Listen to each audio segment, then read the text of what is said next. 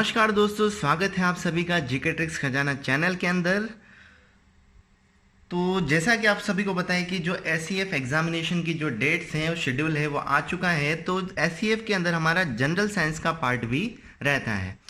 तो ये general science का जो वेटेज रहेगा वो भी बहुत अच्छा खासा रहता है इसके अंदर। तो ये कुछ सिलेबस दे रखे हैं। तो आज से हम क्या कर रहे हैं, जनरल साइंस के कुछ टॉपिक को स्टार्ट करने जा रहे हैं। तो आज हम फूड एंड न्यूट्रिशन और ह्यूमन बॉडी को यहाँ पर क्या करेंगे, डिस्कस करेंगे। तो अगर राजस्थान के किसी भी एग्जाम की आप तैयारी कर रहे हैं तो जनरल साइंस के जो टॉपिक होंगे यहाँ पर है ना, आपको सारा सिलेबस सेम नजर आएगा। तो आप किसी भी एग्जाम की तैयारी कर रहे हैं तो आप नॉट ओनली फॉर द एसईएफ, सारे एग्जाम के लिए ये ना वैलिड है। आप अगर आरएएस के एग्जाम तक की तैयारी कर रहे हैं फिर भी आप इससे ना वीडियो सीरीज को यहाँ पर देख सकते हैं। तो कंप्लीट कवरेज रहेगा हमारा यहाँ पर। तो बढ़ते हैं हमारे आज के टॉपिक ह्यूमन न्यूट्रिशन के ऊपर। तो न्यूट्रिशन की बात करेंगे तो क्या होगा कि जो हम खाना खाने के अंदर लेते हैं तो उस खाने के अंदर क्या होता है, डिफरेंट डिफरेंट फॉर्म में एनर्जी स्टोर होती है। जैसे कि अगर मैं बात करूंगा कि जो न्यूट्रिशन होते हैं वो क्या होता है, तीन टाइप्स के हो जाएंगे। एक तो क्या हो जाएगा हमारा कार्बोहाइड्रेट हो जाएगा, दूसरा फैट और तीसरा क्या हो जाएगा यहाँ पर प्रोटीन हो जाएगा। अब जो न्यूट्रिशन हमारे कार्बोहाइड्रेट की मैं बात कर रहा हूं तो 1 ग्राम ऑफ द कार्बोहाइड्रेट कितनी एनर्जी को लिबरेट करता है, तो 1 gram of the carbohydrate 4.2 kilo calorie of the energy को क्या करता है, लिबरेट करता है। अगर मैं क्या बात करूंगा, फैट की बात करूंगा तो 1 ग्राम ऑफ द फैट, तो 1 ग्राम ऑफ द फैट क्या करेगा, 9 kilo calorie of the energy को जनरेट करेगा। वहीं पर अगर प्रोटीन की बात की जाएगी तो प्रोटीन क्या करेगा हमारा यहाँ पर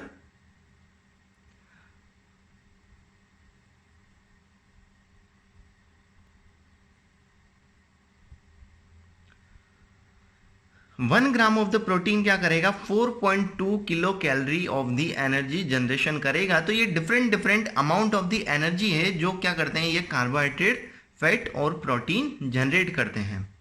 अब देखते हैं कि हमारे कौन कौन से जो विटामिन है जो इनकी रिक्वायरमेंट हमारे बॉडी के अंदर होती है।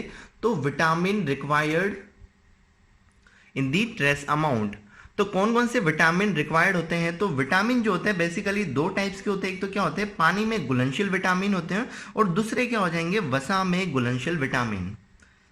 अब इनको याद करने के लिए एक छोटी सी ट्रिक है कि कौन कौन से विटामिन वसा में घुलनशील है और कौन कौन से पानी के अंदर। तो जो विटामिन वसा के अंदर घुलनशील होते हैं उनको याद करने के लिए छोटी सी ट्रिक आपको ध्यान में रखनी होगी, कीड़ा।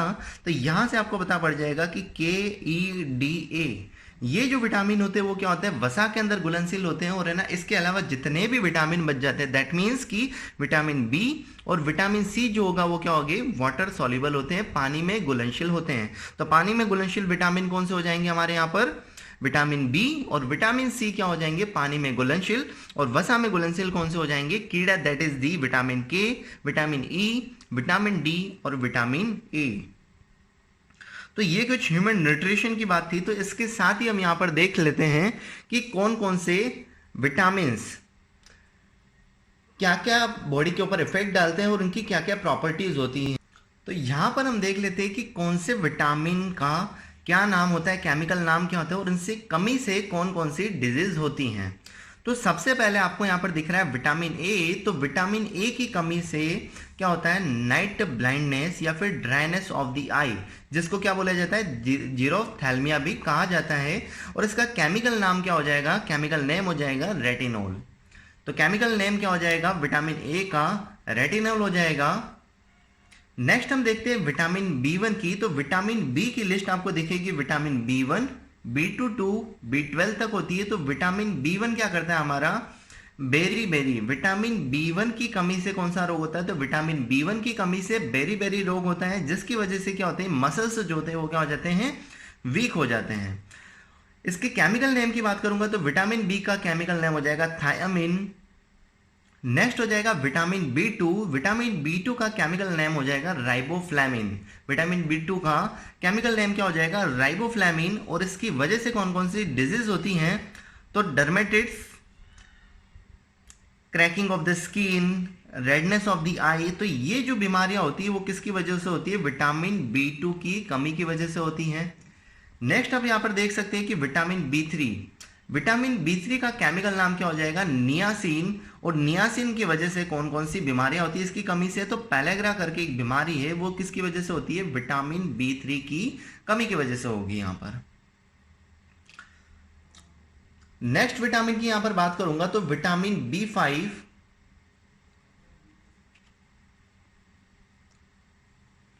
तो विटामिन B5 जो होगा, विटामिन B5 की वजह से B5 का केमिकल नाम क्या हो जाएगा, पेंटाथोनिक एसिड। विटामिन B5 का केमिकल नेम क्या हो जाएगा यहां पर, पेंटाथोनिक एसिड हो जाएगा।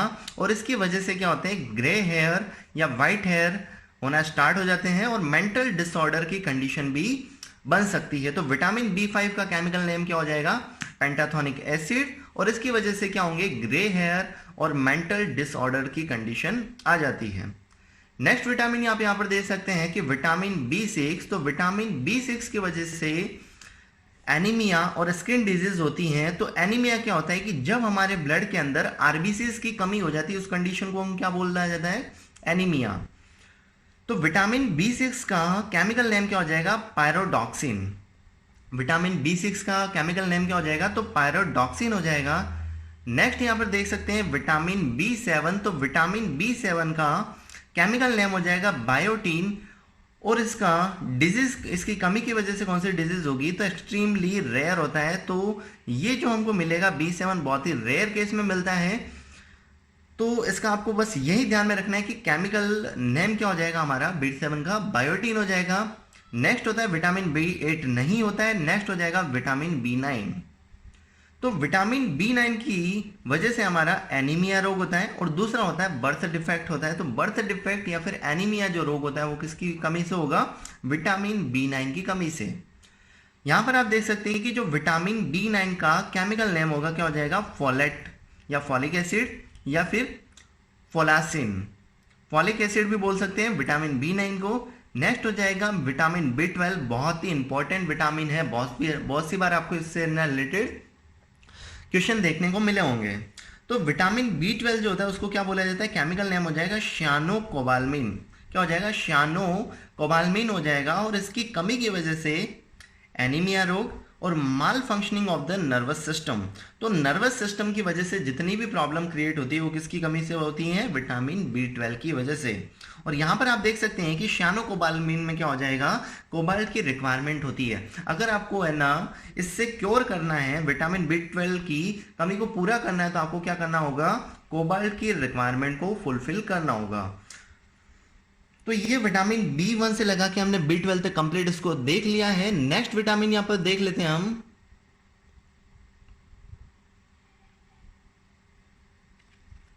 नेक्स्ट हमारा विटामिन कौन सा हो जाएगा, तो नेक्स्ट विटामिन है यहां पर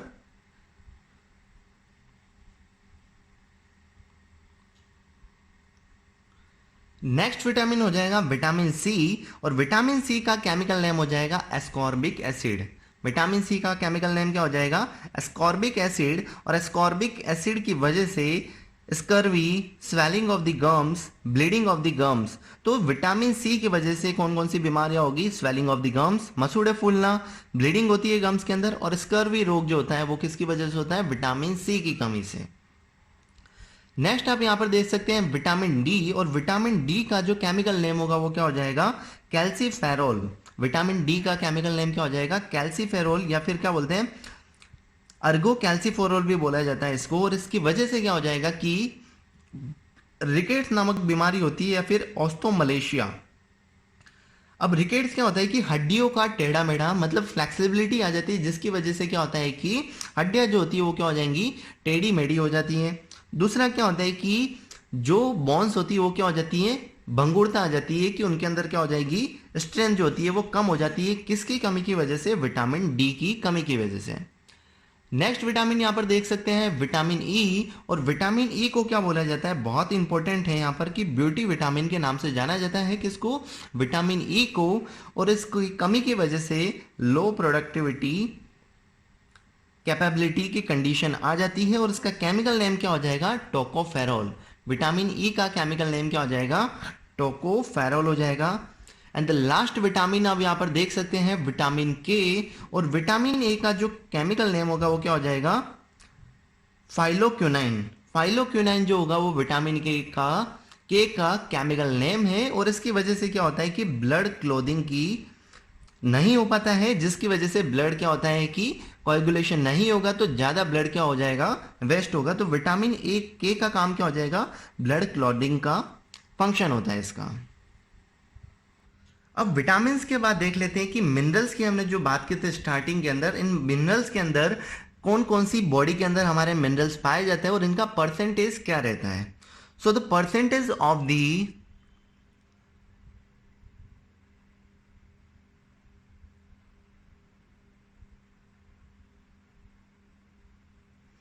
परसेंटेज ऑफ बॉडी वेट, तो कितना percent of the body weight इसका रहेगा हमारा। तो कैल्शियम की अगर मैं बात करूंगा तो कैल्शियम जो रहता है around 2% of the body weight. Phosphorus की जो क्वांटिटी होती है वो होती है 1% of the body weight. Potassium का हो जाएगा 0.3% of the body weight. Sulphur की क्वांटिटी कितनी हो जाएगी, 0.3, सल्फर की हो जाएगी 0.2% of the body weight. Sodium का जो परसेंटेज रहता है बॉडी के अंदर 0.1% of the body weight. Chloride का परसेंटेज होगा 0.1 of the body weight and magnesium का रहेगा 0.05, बहुत ही कम मात्रा में पाया जाता है। आयरन भी जो होता है वो बहुत ही कम मात्रा में पाया जाता है, दैट इज दी 0.04%। नेक्स्ट हो जाएगा फ्लोराइड, और फ्लोराइड की मात्रा हमारे बॉडी के अंदर बहुत ही कम मात्रा में रिक्वायर्ड होती है। इसके अलावा आयोडीन, और आयोडीन का आप सभी को पता होगा कि आयोडीन की कमी की वजह से क्या होता है कि थायराइड रोग हो जाता है। नेक्स्ट हो जाएगा सेलेनियम, और सेलेनियम के बाद जिंक। तो ये जो 12 मैंने आपको ये जो मिनरल्स हैं ये बॉडी के अंदर पाए जाते हैं और उनकी डिफरेंट डिफरेंट क्या होती है, क्वांटिटी होती है। अब देखते हैं कि जो कैल्शियम होता है उसकी रिक्वायरमेंट क्यों होती है। तो कैल्शियम हमारा रिक्वायर्ड होता है बोन की हेल्थ के लिए। फॉस्फोरस भी किसके लिए रिक्वायर्ड होता है, बोन के लिए रिक्वायर्ड में होता है। पोटेशियम की बात करेंगे तो potassium is required for the nervous system. Potassium की रिक्वायर्ड किसके लिए होगी, हमारी नर्वस सिस्टम के लिए होगी। नेक्स्ट अब आप देख सकते हैं कि क्वेश्चन पूछ लिया जाए कि सोडियम का बॉडी में क्या रिक्वायरमेंट होता है। तो सोडियम जो मिनरल पाया जाता है उसका क्या होता है, नर्वस सिस्टम को बरकरार रखने के लिए काम में आने वाला तत्व मिनरल कौन सा हो जाएगा, सोडियम हो जाएगा। आयरन की वजह से आपको पता है कि एनीमिया रोग किसकी वजह से होता है कि जब भी बॉडी के अंदर आयरन की कमी होगी तो कौन सा रोग होता है, एनीमिया रोग होता है। तो यहां से आपको क्या पता पड़ रहा है कि आयरन का रिक्वायरमेंट क्यों होता है। अगर आपको एनीमिया रोग की कंडीशन नहीं है तो उसके लिए क्या होनी चाहिए, आयरन की जो मात्रा होगी 0.04% बॉडी के अंदर रहनी चाहिए। एंड ये आप सभी को पता होगा कि जो आयोडीन की रिक्वायरमेंट की होती है कि थायराइड रोग, आयोडीन की कमी या ज़्यादा से क्या हो जाता है कि थायराइड रोग हो जाता है। नेक्स्ट यहाँ पर देख सकते हैं जिंक। तो जिंक का काम क्या हो जाएगा, इंसुलिन बनाने के लिए क्या होता है हमारा, वेरी इंपॉर्टेंट, बहुत सी बार पूछा गया है कि इंसुलिन बनाने के लिए बॉडी में किस तत्व की रिक्वायरमेंट होती है। तो आपको पता होना चाहिए कि इंसुलिन बनाने के लिए जिंक तत्व की रिक्वायरमेंट होती है। अब आपको क्या दिख रहा है कि हमने जो टोटल ह्यूमन न्यूट्रिशन पढ़ रहे थे तो उसके अंदर हमने 3 ब्रॉड कैटेगरी डिवाइड की थी, विटामिन, मिनरल्स और कार्बोहाइड्रेट। तो विटामिन को हमने डिस्कस कर लिया, सेकंड हमने किसको डिस्कस किया है, मिनरल्स को, थर्ड हम डिस्कस करेंगे कार्बोहाइड्रेट को। तो कार्बोहाइड्रेट क्या हो जाएंगे, 3 टाइप्स के कार्बोहाइड्रेट बॉडी के अंदर होते हैं। एक तो क्या होता है, मोनोसैकेराइड्स होते हैं, डाइसैकेराइड्स होते हैं, और तीसरा टाइप क्या हो जाएगा, ओलिगोसैकेराइड हो जाएगा। क्या हो जाएगा, थर्ड वन इज ओलिगोसैकेराइड हो जाएगा। तो मोनोसैकेराइड की बात करेंगे तो क्या हो जाएगा, फ्रुक्टोज, ग्लूकोज और गैलेक्टोज जो होते हैं वो किसकी कैटेगरी में आते हैं, मोनोसैकेराइड की है ना कंडीशन के अंदर आते हैं, मोनोसैकेराइड के टाइप्स के अंदर आते हैं। क्वेश्चन पूछ लिया जाता है कि इनमें से कौन सा तत्व है, इनमें से कौन सा कार्बोहाइड्रेट है जो कि मोनोसैकेराइड की कंडीशन में आएगा। तो मोनोसैकेराइड के लिए आपको ध्यान में क्या रखना होगा, फ्रुक्टोज, ग्लूकोज और गैलेक्टोज। तो ये तीनों जो होंगे वो क्या होते हैं, मोनोसैकेराइड की कैटेगरी के अंदर आते हैं। अब यहां से आपको क्या दिख रहा है कि जो फ्रुक्टोज होगा वो किससे, फ्रूट, वेजिटेबल एंड हनी और डाइजेशन ऑफ दी सुक्रोज, इन चीज़ों से हमको क्या मिलता है, फ्रुक्टोज मिलता है। गैलेक्टोज की बात करूंगा तो डाइजेशन ऑफ दी लैक्टोज, तो लैक्टोज के डाइजेशन से हमको क्या मिलता है, तो ग्लूकोज मिलता है। तो अगर क्वेश्चन पूछ लिया जाए कि लैक्टोज के डाइजेशन से कौन सा तत्व या कौन सा कार्बोहाइड्रेट प्राप्त होता है तो क्या मिल जाएगा हमको, गैलेक्टोज मिलता है, जो कि मोनोसैकेराइड की श्रेणी के अंदर आता है। नेक्स्ट टाइप आप यहां पर देख सकते हैं कार्बोहाइड्रेट का, डाइसैकेराइड। और डाइसैकेराइड का मतलब क्या हो जाएगा, 3 टाइप के होते हैं, सुक्रोज, माल्टोज और लैक्टोज। डाइसैकेराइड को 3 कैटेगरी में हमने डिवाइड किया अगेन, सुक्रोज, माल्टोज और लैक्टोज। एग्जाम्पल आपको सिर्फ यहाँ पर ध्यान में रखने की कौन से एग्जाम्पल क्या क्या होते हैं यहाँ पर। तो जो हमारा सुक्रोज होगा वो किन किन चीज़ों से मिलता है, तो शुगर कैन से मिलता है और बीट रूट से हमको क्या मिलेगा, सुक्रोज मिलेगा। नेक्स्ट एग्जांपल यहाँ पर देख सकते हैं माल्टोज की अगर मैं बात करूंगा तो माल्ट जो होता है वो क्या होता है कि माल्टेड व्हीट के अंदर मिलेगा। तीसरा हो जाएगा लैक्टोज, और लैक्टोज हमको कहाँ से मिलेगा, मिल्क एंड इट्स प्रोडक्ट या फिर मशरूम से हमको क्या मिलेगा, लैक्टोज शर्करा प्राप्त होती है। तो कार्बोहाइड्रेट के हमने 2 टाइप डिस्कस कर लिए, एक तो मोनोसैकेराइड एंड डाइसैकेराइड। अब थर्ड टाइप के अंदर जाते हैं हम यहाँ पर। थर्ड टाइप क्या हो जाएगा, ओलिगोसैकेराइड। ओलिगोसैकेराइड का मतलब क्या हो जाएगा, जब 3 या 3 से ज्यादा ग्लूकोज की चेन होती है तो उस कंडीशन को क्या बोला जाएगा, ओलिगोसैकेराइड। और ओलिगोसैकेराइड के एग्जांपल क्या हो जाएंगे, रैफनोज, लेगमस। तो ये जो एग्जांपल किसके हो जाएंगे, ओलिगोसैकेराइड के। तो ओलिगोसैकेराइड के लिए कंडीशन आपको ध्यान में रखनी है, जब भी 3 या 3 से ज्यादा ग्लूकोज की चेन होगा तो उसको क्या बोल दिया जाएगा, ओलिगोसैकेराइड। और ओलिगो के बाद एक और चीज आती है जब पॉलीसैकेराइड की बात कर रहे हैं, जब 3 से या 3 से ज्यादा की बात करें तो ओलिगो बोला जाएगा। और जब पॉलीसैकेराइड का बोला जाएगा जब हमारा more than 10 glucose unit, 10 glucose unit से मिलकर अगर कोई यूनिट बनी हुई है तो उसको क्या बोल दिया जाएगा, पॉलीसैकेराइड्स। एग्जाम्पल क्या हो जाएंगे इसके, सेल्यूलोज हो जाएगा जो कि पौधों में पाया जाता है, चिटिन जो कवक के अंदर पाया जाता है, और स्टार्च। तो 3 एग्जाम्पल आपको पॉलीसैकेराइड के यहां पर मिल चुके हैं, सेल्यूलोज हो गया, चिटिन हो गया और स्टार्च हो गया। तो ये हमारे क्या हो जाएंगे, पॉलीसैकेराइड्स हो जाएंगे, जो हमको क्या होते हैं, ग्लूकोज की 10 या 10 यूनिट से ज्यादा होने पर मिलता है। तो जितने भी ह्यूमन न्यूट्रिशन है उसको हमने कंप्लीट कर दिया। अब एक और चीज यहाँ पर है ना रिक्वायर्ड रहती है कि कौन कौन से विटामिन से कौन सी चीज हमको यहाँ पर हमारी रिक्वायरमेंट फुलफिल होती है। तो यहां से आप देख सकते हैं कि विटामिन ए है, उसके स्रोत कौन से हो जाएंगे, दूध, मक्खन, गहरे हरे रंग की सब्जियां। तो विटामिन ए किससे मिलेगा, दूध, मक्खन और गहरे हरे रंग की सब्जियों से विटामिन ए मिलेगा। विटामिन बी की रिक्वायरमेंट कहां से फुलफिल होती है, साबुत अनाज, आटा, दालें, मेवा, मटर और फलियां, इन सभी चीजों से हमको क्या मिलेगा, विटामिन बी। नेक्स्ट हो जाएगा विटामिन बी2, और विटामिन बी2 की रिक्वायरमेंट फुलफिल होगी दूध और पनीर से। नेक्स्ट आप देख सकते हैं विटामिन बी3, और विटामिन बी3 हमको कहां से मिलेगा, साबुत अनाज और आटे से विटामिन बी3 मिलेगा। नेक्स्ट है यहां पर विटामिन सी, तो विटामिन सी कहां से मिलेगा हमको, रसदार फल, टमाटर, कच्ची बंद गोभी, आलू और स्ट्रॉबेरी, जहां पर सिट्रस फूड जितने भी होते हैं उनसे क्या मिलेगा हमको, विटामिन सी मिलेगा। बट एग्जांपल आपको ध्यान में रखना है कच्ची बंद गोभी, क्योंकि आप ये सिट्रस फूड आप इमेजिन नहीं कर सकते इसको। नेक्स्ट हम बात करूंगा विटामिन डी की। तो विटामिन डी जो होता है सबसे मेजर इसका जो सोर्स रहेगा वो क्या रहेगा, हमारा सनलाइट रहेगी। और दूसरा हो जाएगा जितने भी डेयरी प्रोडक्ट होते हैं वो क्या होता है, विटामिन डी की रिक्वायरमेंट को फुलफिल करते हैं। नेक्स्ट हो जाएगा विटामिन ई, और विटामिन ई क्या हो जाएगा, वनस्पति तेलों के अंदर पाया जाता है। कहां पर पाया जाता है, तो विटामिन ई जो होगा वो किसके अंदर पाया जाएगा, वनस्पति तेलों के अंदर। विटामिन ए की बात करूंगा तो स्टोर्ड इन द लिवर। पूछा जाता है कि विटामिन ए होगा वो बॉडी के किस पार्ट के अंदर स्टोर होता है, तो आपको पता होना चाहिए कि विटामिन ए जो होता है वो किसके अंदर, बॉडी के लीवर के अंदर, बॉडी का जो लीवर पार्ट है उसके अंदर क्या होता है, स्टोर्ड होता है। इडली, एक और क्वेश्चन है यहाँ पर कि इडली जो दक्षिणी भारत का व्यंजन है किस विटामिन की अधिकता पाई जाती है। बहुत सी बार क्वेश्चन पूछा गया है कि इडली जो कि भारत का दक्षिणी भारत का व्यंजन है किस विटामिन की अधिकता होती है, तो विटामिन ई की यहाँ पर अधिकता पाई जाती है किसके अंदर, इडली के अंदर। नेक्स्ट बात करता हूं कि गोल्डन राइस। तो गोल्डन राइस आपको पता होगा कि विटामिन ए की कमी वाले क्षेत्रों में, विटामिन ए की कमी वाले क्षेत्रों के लिए ही हमने क्या बनाया है कि गोल्डन राइस का निर्माण किया है। और कौन सा विटामिन की अधिकता होती है, तो विटामिन ए की इसके अंदर क्या होती है, अधिकता होती है। तो ये ह्यूमन न्यूट्रिशन और फूड से रिलेटेड जितनी भी बात थी या फिर हेल्थ केयर की बात थी उसको कंप्लीट हमने कवर कर दिया है। तो आपके जो एससीएफ का सिलेबस है उसके अंदर इतना सा पार्ट दिया हुआ है, ह्यूमन बॉडी, फूड, न्यूट्रिशन और हेल्थ केयर। तो ह्यूमन बॉडी का नेक्स्ट में हम डिस्कस करेंगे। तो फूड, न्यूट्रिशन और हेल्थ केयर यहाँ पर कंप्लीट होता है। तो मिलते हैं नेक्स्ट लेक्चर के अंदर। अगर ये वीडियो आपको अच्छा लगा हो तो ज़्यादा से ज़्यादा लोगों के साथ इसको शेयर करना है, और अगर हमारे चैनल पर नए हैं तो चैनल को सब्सक्राइब करना ना भूलें। Thank you guys.